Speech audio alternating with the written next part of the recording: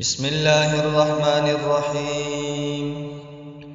عن أبي هريرة رضي الله تعالى عنه قال قال رسول الله صلى الله عليه وسلم: أنا أول من يفتح باب الجنة إلا أنه تأتي امرأة تبادرني فأقول لها ما لك وما أنت، فتقول أنا امرأة قعدت على ایتام الليل۔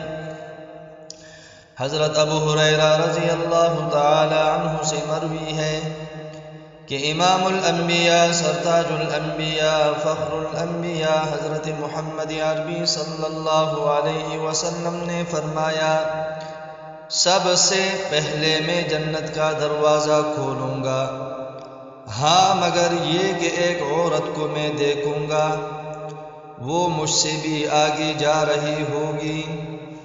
میں اس سے پوچھوں گا کیا بات ہے، تم کون ہو کہ مجھ سے بھی پہلے جنت میں جا رہی ہو؟ وہ کہے گی میں وہ عورت ہوں جو شوہر کی وفات کے بعد یتیم بچوں کی پرورش کی وجہ سے شادی سے رکی رہی۔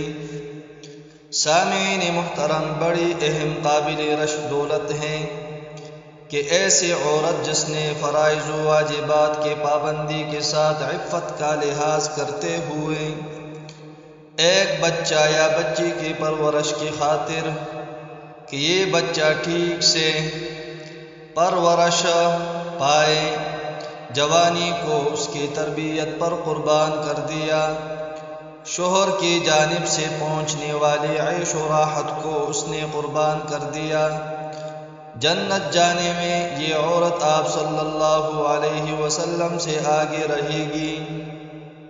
سامعین محترم، وہ بیوہ عورت جس نے بچہ کی پرورش میں دوسری شادی نہیں کی، اگر یہ عورت دوسری شادی کر لیتی تو یہ معصوم بچہ کہاں جاتا؟ نانی دادی کی یہاں بغیر ماں کے اچھی پرورش نہ ہو پاتی، ماں کی گود و پرورش کا آرام کہاں پاتا؟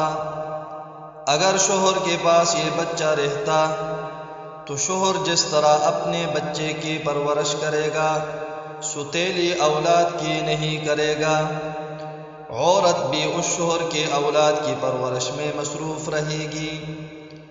اس وجہ سے شادی نہ کرنے کی یہ فضیلت ہوگی۔ لیکن بچہ جب بڑا ہو جائے، اگر لڑکی ہو اس کی شادی ہو جائے تو شادی کرے کہ اس زمانے میں عورت کا بلا شادی رہنا فتنے کا باعث ہو سکتا ہے۔